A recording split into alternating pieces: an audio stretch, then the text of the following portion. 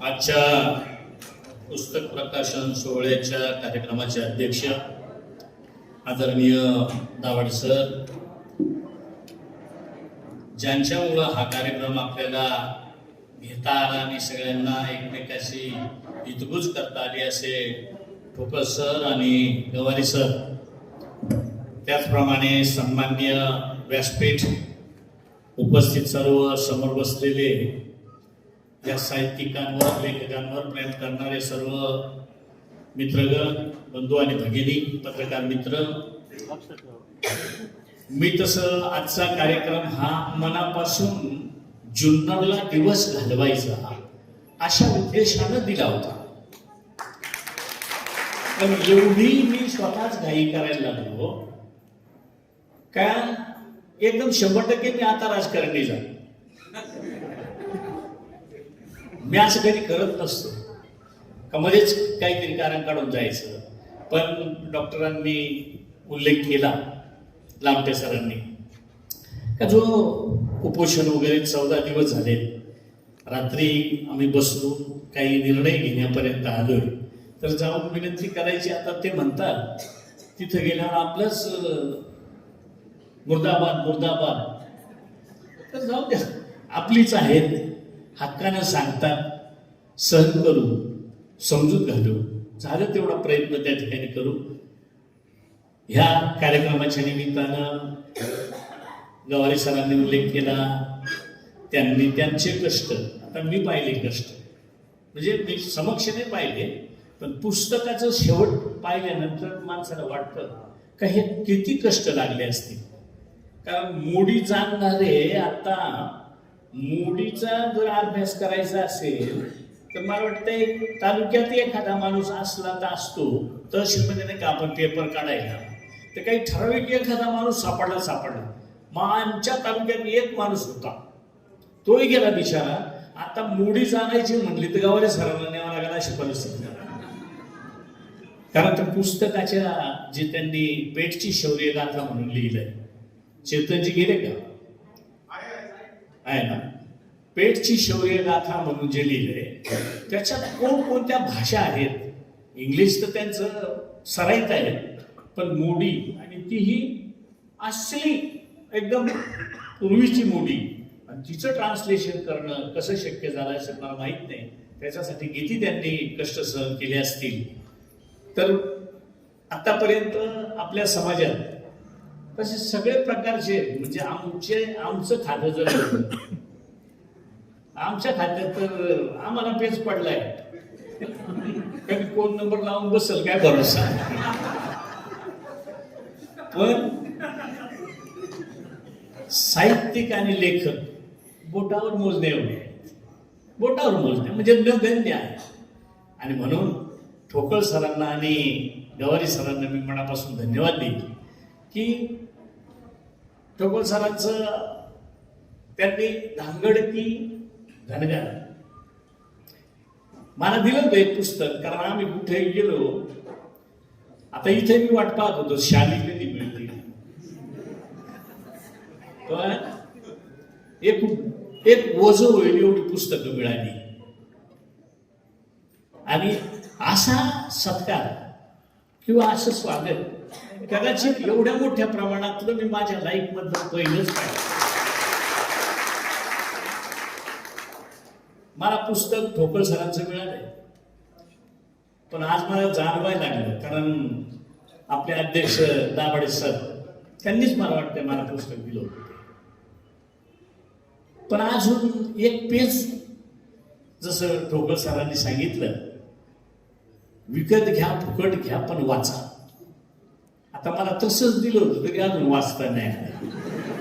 पण निम्मार्ध डॉक्टर सुपे साहेबांनी, दाभाडे सर असतील किंवा लेंबे असतील, किंवा हा आपला पुण्याचा जो काही ग्रुप आहे किंवा नाशिकचा ग्रुप आहे, चंद्रपूरचा, ह्या लोकांच्या ज्या वेळेला चर्चा होत्या त्यावेळेला निश्चित मी बारकाईने ऐकत असतो. मला वाटते निम पुस्तक माझ्या कानात यांनी तसंच होतलं असेल, कारण नेहमी चर्चा ह्याच होत असतात. पण तरी सुद्धा मी त्या पुस्तकाचं पान जरी वाचलं नसेल तर अनेकांना त्याचं मार्गदर्शन का किती लोक म्हणजे जसं आता 9 ऑगस्टचा सांगितलं तर आहे आपण बांगरेच आहेत ना शास्त्रज्ञ बांगरे साहेबांनी सूचना केल्या अगदी खरे आहे. पण बांगरे साहेब निश्चित मान्य करावं लागेल का आता पूर्वीप्रमाणे अजिबात राहिलेलं नाही, अजिबात नाही म्हणजे आहे अजून काही अंशी ग्रामीण भागात अजूनही त्याचा विपर्यास केला जातो, थोडस चुकीच्या पद्धतीने अजूनही त्याची धामधूम केली जाते. पण बरेचसे कार्यक्रम जे काही होतात ते खरंच चांगल्या पद्धतीचे प्रबोधन करणारे कार्यक्रम त्या निमित्तानं होत असतात. जसं 9 ऑगस्ट हा एक तर मला वाटतं आधी आपल्याला माहीतच नव्हता. त्याची सुरुवात अगदी हळूहळू झाली. तिचं स्वरूप आज जर पाहिलं तर अनेकांना त्याचे डोळे फाटायला लागलेत. कोणत्या ना कोणत्या वेगवेगळ्या हेतून वेगवेगळ्या प्रकारे त्याच्यात अडचणी कशा येतील असं पाहिलं. कारण त्याच्यात तुम्ही सगळ्यांनी सपोर्ट केल्यामुळे मी 8-9 वर्षापासून मुंबईमध्ये माझी खंत होती का सगळ्या ठिकाणी पुण्यात तुम्ही सगळे होते म्हणून पुण्यातही आदिवासी दिन व्हायचा. मी एकच वर्ष पाहिली रावणाची ताटी नाचून तिकडे गावाकडे. नंतर ठरवलं कशाला काय म्हणून गावातच पुण्यात होतो सगळ्या ठिकाणी होतो मुंबईमध्ये का नाही. आणि तेव्हापासून मुंबईला सुरुवात केली. आता जो परवाचा 9 ऑगस्ट झाला मला वाटते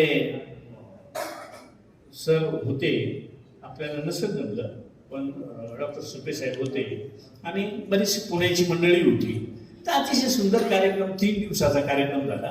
3ही दिवस वेगवेगळ्या मुलांनी मार्गदर्शन केलं का अक्षरशः एका मुलीनं पहिल्या दिवशी मला वाटते तर तिने तिचा जर्नी सांगताना ढसढसा रडली. स्पोर्टमध्ये ती मला वाटते गोल्ड मिळाले तिला.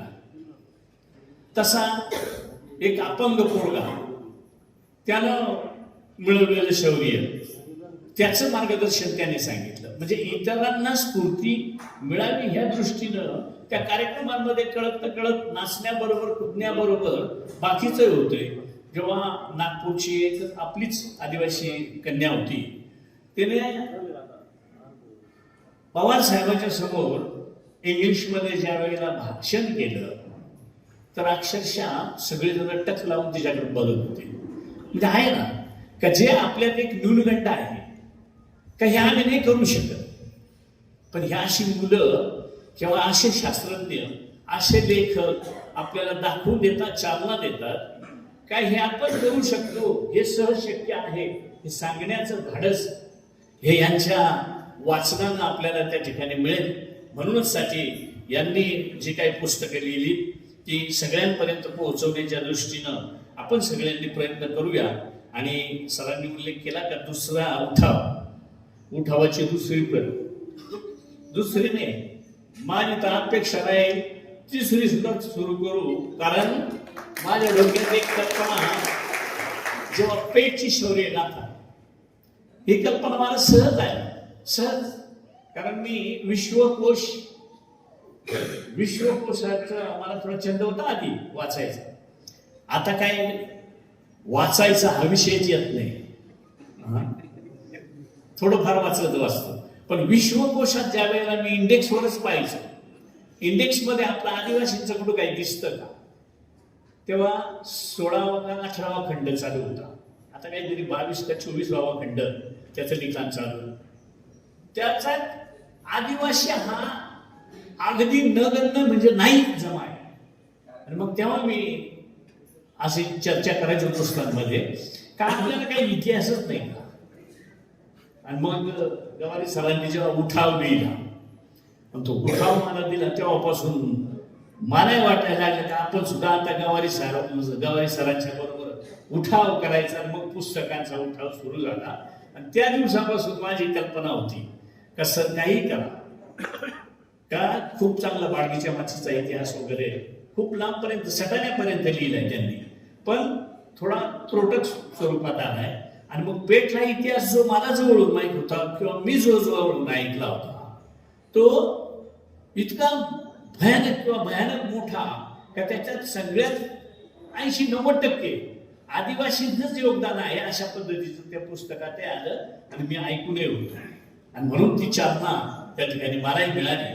तर मी निश्चित गवारी सरांना किंवा ठोकर सरांना त्यांनी धांगड धनगर म्हणजे हे मला वाटतंय गाईडच झालं. काय अपेक्षित का पूर्वी गाईड म्हणायची त्याला, नवनीत. हा आवडतो नवनीत सारखंच आपल्या समाजाचं नवनीत म्हणून हे पुस्तक त्या ठिकाणी सरांनी तयार केले. भविष्यात अजून अशा प्रकारच्या आपल्यावर आता कमी नजरा नाहीये. एक दिवस असा होता म्हणतात आदिवासी म्हणायचं तर सगळंच दूर होतं. आता सगळेच जण कसे काय एवढे प्रेमात पडले, सगळ्यांना आदिवासी व्हावा असं वाटायला जनरल कोणी असणारच आहे तिथं, त्यांना माझा विरोध नाही. पण आहे ना बाबा, जो कोणी खरंच आता इथं मला आल्या यांनी दामशे सरांनी मला वाटते दामशे सरांचा अभ्यास म्हणजे त्याच्यावर त्यांची PhD झालेली आहे. मी त्यांना तेच सांगितलं, आता तुम्ही दमू नका, सध्या हा सीझन चालू आहे का तुम्ही ज्याच्यावर अभ्यास करता, आम्हाला जो म्हणजे काय हे तुम्ही मंडळी म्हणता आमचे आमदार साहेब ज्यांना आपल्यात यायचं आहे ते बाकी घोडे लावून माय करून शिव्या घालतात. मग कोणी रील करतं पाठवतं, कोणी समोरासमोर तोंडावर शिव्या घालतात. बरोबर आहे ना लांबे साहेब? तर त्याच्यात तुम्ही सुद्धा ह्या मंडळीला हाताशी धरून का होईना एखादं चांगलं पुस्तक तयार जर केलं तर मला वाटतं त्याचा आपल्याला भविष्यातल्या पिढीला त्या ठिकाणी उपयोग होईल. अशा पद्धतीची मी आपल्याला देखील त्या विनंती करतो. मी बोलायला लागलो तर खूप बोलावं लागतं, परंतु इकडं हो ना मग त्याच्यावर आपण निवळ बसूनच सांगून चालणार नाही ना. जसं आता हे धनगरांचं पुस्तक लिहिलं म्हणजे संपलं नाही, अजून ते पेटतच आहे. तसं बोगसांचं अजून ते पेटतच आहे, तसं बंजारांचं पेटतच आहे. अजून कोण 2-3 आहेत का आम्ही कोळी, मग ते मराठवाड्यातले कोळी, विदर्भातले कोळी ते वेगळे, इकडे हे मच्छीमार कोळी ते म्हणतात आम्ही तुमचेच. बाबा सगळेच आमचे आहेत, म्हणजे काय म्हणून आम्हाला त्रास देतात. नको त्या पद्धतीचे पुरावे, नको त्या पद्धतीचं, पण कुठेही त्यांचा ताळमेळ आपल्याशी लागत नाही. त्या दृष्टीनं आपण हे लिखित स्वरूपात जो अभ्यास करता आणि लिहिता, तर मी खरंच मनापासून आपल्याला धन्यवाद देईल.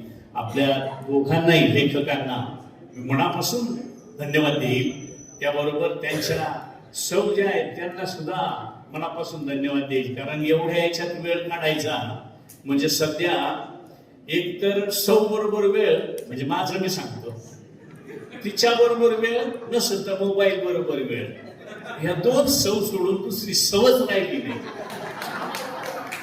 त्याच्यामुळं त्या बिचाऱ्या या अभ्यासाच्या दरम्यान त्यांच्याकडून कधी ऐकलं जात नसेल, पण त्यांचा छंद म्हणून त्यांना सपोर्ट करत असतात. त्यांनाही मी मनापासून त्या ठिकाणी धन्यवाद देतो. आपण ह्या निमित्तानं आल्यानंतर मंत्री आला, आपला माणूस आला म्हणून काही निवेदनं दिली जातात. आपण आपल्या विभागात जो काही राक्षसी प्रोजेक्ट येतोय त्या दृष्टीनं तुम्ही मध्यंतरी काही आंदोलनही केले, तर आपला सगळा सामाजिक लढा आपण त्या ठिकाणी उभा करू. तुम्ही केलायच, त्याच्यात कृती समितीही मला वाटते तुम्ही केल्या, तर त्याच्या माध्यमातून आपण पुढे जाऊ. शासन स्तरावर आम्ही सगळे तुमच्या बरोबर राहू अशा पद्धतीची मी आपल्या ठिकाणी खात्री देतो. इथं शिक्षक मंडळींनी मला वाटतं प्रोत्साहन भत्ता का जो इतर ठिकाणी प्रोत्साहन भत्ता मिळतो, पण तो फक्त जुन्नरमध्येच मिळत नाही. जुन्नर आंबेगाव नाशिकमध्ये मिळतो, नगरमध्ये मिळतो, बऱ्याच म्हणजे राज्यभरात अनेक ठिकाणी मिळतो. मी त्याची माहिती काढतो का तुमच्यावरच का अन्याय नेमका, किंवा तुम्हालाच का घेतलेलं नाही त्याची माहिती त्या ठिकाणी मी काढतो. अशा पद्धतीने तुम्ही मंडळीनं काही वैयक्तिक एका सरपंच ताईने मला काहीतरी गावातल्या विकास कामांसाठी पैसे द्या. तर ताई काय झालंय, प्रत्येक गोष्ट हो म्हणणं बरोबर राहते, पण पैशात हो म्हणणं तर अवघडच आहे. कारण आम्हाला शेवटी मर्यादा येतात आणि मर्यादा एवढी दिलं तुम्ही मार्ग काढून पण मोठ्या कामांना बजेट शिवाय पर्याय नसतो. जसं मध्यंतरी मी मला वाटते आपले दुसरे एक साहित्यिक आहेत आपले हे काय आमचे पुण्यामध्ये काय त्यांचं नाव नंदकर साहेब राजू नंदकर, त्यांनी मला एक रस्ता दाखवला होता. तेव्हा बजेटच नेमकं चालू होतं, दिलं होतं मी करून. तसं काही रस्त्याची कामं मागितली, काही वेगवेगळी छोटी मोठी कामं मागितली, तर निश्चित जिथं जिथं शक्य होईल तिथं देण्याचं काम त्या ठिकाणी करेल अशा पद्धतीची मी आपल्याला खात्री देतो. या ठिकाणी आपण मला बोलवलं पण थोडंसं वाईटही वाटतं एका गोष्टीचं, पण विनंती करतो की डॉक्टरांचं पूर्ण भाषण संपेपर्यंत, कारण जसं एखादा माझ्यासारखा जरा नाचणारा असेल गडी तर त्याला इकडं ताल वाजला का त्याचा पाय हलतो, तसं डॉक्टर बोलायला लागले का रक्त सळसळ करतं. असं डॉक्टरांचं मार्गदर्शन शेवटपर्यंत सगळ्यांनी ऐका, डिस्टर्ब करू नका अशी मी विनंती करतो. आम्ही माझी रजा घेतो. धन्यवाद. जय हिंद, जय महाराज, जय जवान.